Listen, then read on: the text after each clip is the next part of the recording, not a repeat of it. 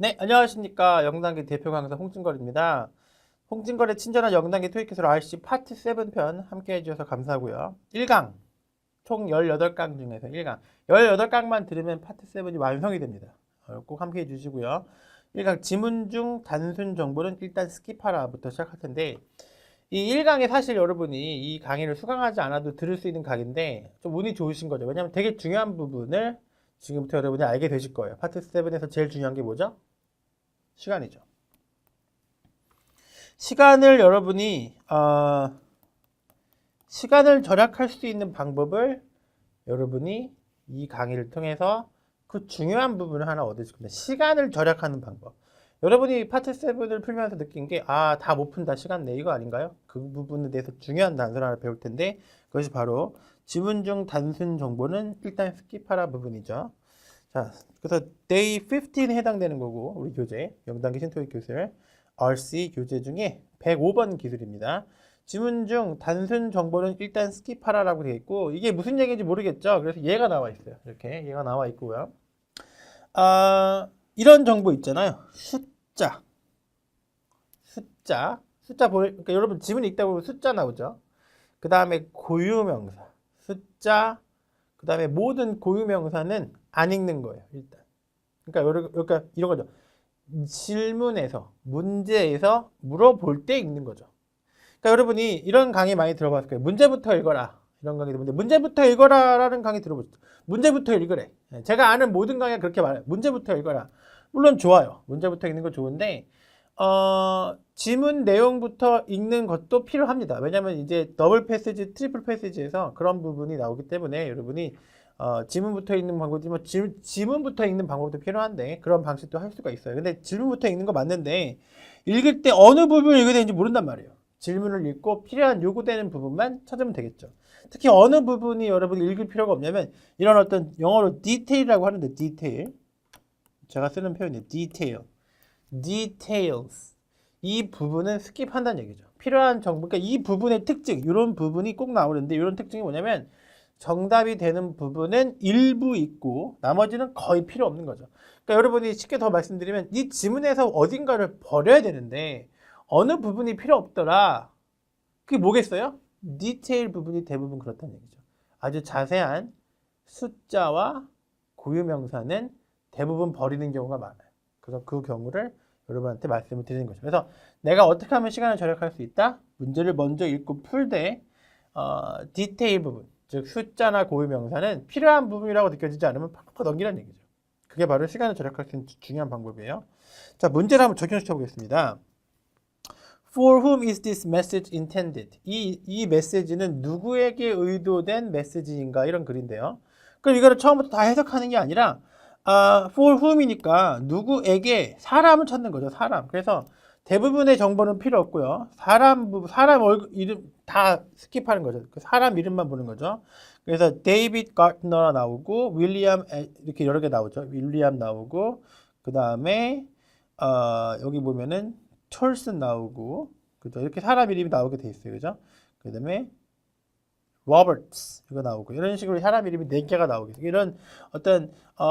이런 어떤 디테일은 보기를 구성을 해야 되기 때문에 4가지가 나올 수밖에 없어요. 그래서 구성이 되어 있는데 이게 누구한테 보내는 거냐? from이 여기 나왔으니까 윌리엄 지워야 되는 거죠.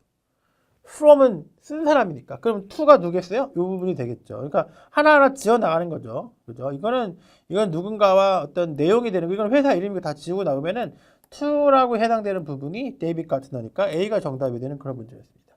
난이도가 좀 있었어요. 그렇습니다. 이게 요즘 문제의 트렌드인데 첫 번째 문제 157번부터 시작을 하는데 157번을 시작하는 첫 번째 문제 지문에가 과거 제가 경험이 많잖아요. 과거에는 그냥 주는 문제였어요. 2개짜리 짧은 지문 이런 문제 나왔거든요. 과거에는 그냥 주는 문제였는데 이건 트렌드에 맞춰서 제가 미리 트렌드에 맞춰서 만든 건데 헷갈리게 되는 거예요. 그러니까 여러분이 속된 말로 김색의 첫 번째 지문부터 틀릴 수 있다는 얘기죠. 답을 맞춰봤을 때. 그런 일이 벌어지고 있어요. 그런 경험이 있으시면 여기 앉아 계실 겁니다. 첫 번째 문제에 트릭이 꼭 들어있죠. 그게 요즘 트렌드입니다. 아주 최근 트렌드예요. 그래서 이거는 이게 답일 것 같지만 이건 from이기 때문에 지우셔야 되고 다 지우고 남은 게 데이빗 가트너밖에 없기 때문에 추론하는 거죠. 아, 데이빗 가트너가 받는 사람이겠구나. 이런 식으로 추론하는 문제였어요. 그러니까 요즘 트렌드는 어떤 문제는 쉽고 어떤 문제가 어려운데 어떤 문제가 어렵다? 추론하는 문제가 어렵다는 것을 여러분이 알 수 있어요. 자, 다음 스텝 갑니다. 자, 중요한 첫 번째 강의니까 나오는 아주 되게 포괄적이고 중요한 내용인데요. 제가 드린 팁이죠. 자주 나오는 패러프레이즈 어휘는 미리 외워라. 그래서 제가 패러프레이즈를 자료를 많이 드리고 있는데 강의 도중에 제가 패러프레이즈 250이라는 PDF 파일을 이벤트로 후기 쓰신 분들 드릴 거예요. 패러프레이즈 250. 패러프레이즈 250이 뭐냐면 250가지의 패러프레이즈 제가 정리해 놓은 건데 여러분 중에서 이미 받으신 분도 계실 거고 이런 식으로 다 정리해 놓은 거예요. 250가지를. 그러니까 왜냐면 오랫동안 시험 보다 보니까 패턴이 있는 거죠. 특히 이제 좀 구체적인 단어가 지문에 나오고 포괄적인 단어가 정답이 되는 이런 식으로 많이 나오는 패러프레이즈가 있는데 예를 들어서 연락하라는 얘기가 컨택이나 콜, 이메일, fill out이 complete, visit이 go to, announce가 notify, acquisition이 merge 이런 식으로 대표적인 케이스에 써놨죠. 그래서 이런 걸 미리 좀 외워둘 필요가 있어요. 그래서 평상시에 얘가 얘로 바뀌었구나를 좀 확인해 놓고 연결해 놓고 외우시는 그리고 중요한 것은 쓰는 단어만 쓰기 때문에 이미 짜게 다 나와서 여러분이 그 부분을 역으로 이용해서 너는 이거로 바뀌었구나. 그럼 넌 답이야. 왜냐면 너가 너로 바뀌는 걸 본 적이 있거든. 그러니까 너가 답일 수밖에 없어. 이렇게 혼란을 좀 막아주는 헷갈리지 않는 부분으로 또 역으로 이용할 수가 있어요. 그래서 얘가 얘로 비슷하게 단어가 바뀌었네. 그럼 넌 답이야. 이렇게 생각하는 것도 좋은 방법이에요. 그래서 패러프레이즈를 좀 이렇게 소개해드릴게요. 패러프레이즈 패러가 무슨 뜻이냐면 평행이란 뜻이에요. 평행. 그래서 패러프레이즈. 프레이즈는 어구란 뜻이죠. 그래서 평행한 어구, 평행이론, 그죠? paraphrase, 평행하다. 그러니까 똑같진 않은데 같은 의미를 갖고 있다는 뜻으로 변형된 거죠. 그러니까 paraphrase는 여기 글이 있는데 딱 지우고 다시 한번 더 쓰는 rephrase라고 하죠. rephrase라고 하기도 해요. 자, 프랙티스 가서 지금 배운 기술을 한 가지를 연마하도록 하겠습니다. 첫 번째죠. 자, 문제를 읽습니다. Who is expected to receive this note? 문제부터 읽는 건 좋아요. 문제부터 읽습니다. 그것도 여러분 배우셨죠. 문제부터 읽는다도 지금 몰랐던 분들은 아셔야 돼요. 문제부터 읽는 게 유리해요. Who is expected to receive this note? 이 노트를 받을 사람으로 예상되는 거예요. 사람 이름이 나오는데 사람 이름 빼고 지우는 거죠. 다 지우는 거죠. 다 지우고 사람 이름이 나왔네. 사람 이름이 나왔고 나머지는 필요 없는 거죠. 그 다음에 닥터 루이스 나왔고 근데 이 노트를 받을 사람이기 때문에 그죠? 받을 사람이기 때문에 이 전체적으로 분위기를 보셔야 되는데 환자인 거죠. 왜냐면 이 부분 이게 뭐냐면 purpose가 psychiatric consultation 정신적인 상담, 정신과 상담이고요. appointment니까 닥터를 만나러 환자가 가는 거죠. 그러니까 이 노트는 어디로 여기 보시면 당신의 신분증을 가지고 오세요 그런 거 보니까 환자에게 간 거죠. 환자. 그러니까 이 노트를 받을 사람은 환자가 되겠고 환자이고 만날 사람은 닥터 루이스로 이제 예상이 되는 거죠. 그래서 이거를 약간 그 어포인먼트에 대한 증표 같은 그런 노트가 되겠네요. 그래서 받을 사람은 누군가 알 수 있어요? 그죠? 콜트니 랭이라는 사람이 받는 사람인 걸 알 수 있어요. 그래서 정답이 D가 되는 난이도가 어렵지 않았던 문제입니다. 자, 이런 식으로 전체적으로 파악을 하는데 여기서 보시면 이런 거 다 뭐야? 이런 거 다 자세히 읽을 필요 있다 없다? 그러니까 여러분 중에 혹시 그런 분은 안 계시겠지만 이거를 다 읽는 분이 있어요. 이렇게 다. 그러면 안 된다는 얘기죠. 왜냐하면 포인트가 사람 이름 후잖아요. 후. 그러니까 사람 이름이 아닌 부분은 과감하게 지나가셔야 되는 거죠. 왜냐하면 디테일이고 세부 정보니까 스킵을 하라는 얘기죠. 디테일. 그러니까 디테일 부분. 숫자나 고유명사는 스킵할 부분이 너무너무 많다. 그래서 내가 원하는 정보가 아니면 읽지 마라. 이런 얘기죠. 자, what is the main purpose of this arrangement? 목적이 뭔지는 어디 나왔겠어요? 여기 purpose라는 단어가 그대로 쓰였죠. 그래서 purpose가 main이 붙었을 뿐이지 purpose 그대로 쓰였고 psychiatric consultation을 paraphrase한 그 정답은 paraphrase한 거죠. 그러니까 정신과 상담을 paraphrase한 말이 어디 있을까요? 정신과 상담은 이거죠. To examine mental status. 정신적인 상태를 검사하기 위해서. 이런 식으로 어휘가 좀 어렵게 쓰였는데 C가 정답이 된 거죠. 그래서 psychiatric이 mental 이렇게 바뀐 그런 패러프레이즈의 좀 어려운 케이스를 보여드렸어요. 여러분이 그래서 내가 어휘를 열심히 공부하겠다 이런 느낌을 드리기 위해서 제가 좀 일부러 어려운 표현을 썼습니다. 다음. 참, 그리고 여기서 말씀드릴 게 우리 독해 강의는 부담되는 게 특징이에요. 그래서 제가 하는 모든 독해 강의는 그렇게 길지 않게 구성을 합니다. 그래서 여러분이 정신적인 스트레스를 받기 때문에 농담하는 게 아니라 진짜로 독해를 한꺼번에 많이 하는 거 상당히 정신적인 스트레스. 여러분 사실 시험 보는 날 자체가 스트레스지 않아요? 너무 그 많은 독해를 하려는 게 너무 힘들죠? 그때 주어진 시간 내에 사람 고문에 해당돼 고문. 그래서 평상시에 공부하실 때 이 독해에 대한 부담감을 없애기 위해서는 나눠서 공부해야 돼요. 제가 지금 이 강의를 18개씩이나 나눠서 공부하는 얘기는 하루에 할 독해량을 확 줄이기 위해서예요. 이 말고 제가 또 따로 강의하는 그 독해 강의가 있는데 이름이 1일 1독해예요. 지금 하나밖에 안 해요. 이 여러분한테 좋은 반응을 받고 있어요. 왜냐하면 여러분이 부담을 덜어주는 거죠. 자세히 강의하지만 해석하지만 이게 독해를 너무 많이 하지 않습니다. 그래서 하루에 2개 이상을 하시면 좀 힘들어요, 독해는. 그래서 짧게 끌어간다, 꾸준히 한다 이런 개념이 좋을 것 같아요. 자, 이 문제도 문제부터 읽어볼게요. 문제. What is the announcement mainly about? 첫 번째 문제로 자주 나오는 게 주제 유형이에요. 누구한테 쓰는 글이냐? 무슨 글이냐? 어떤 종류의 글이냐? 목적이 무엇이냐? 이런 글이 처음에 나오는데 이 주제가 뭐냐? 이 announcement가 뭐냐는 얘기죠.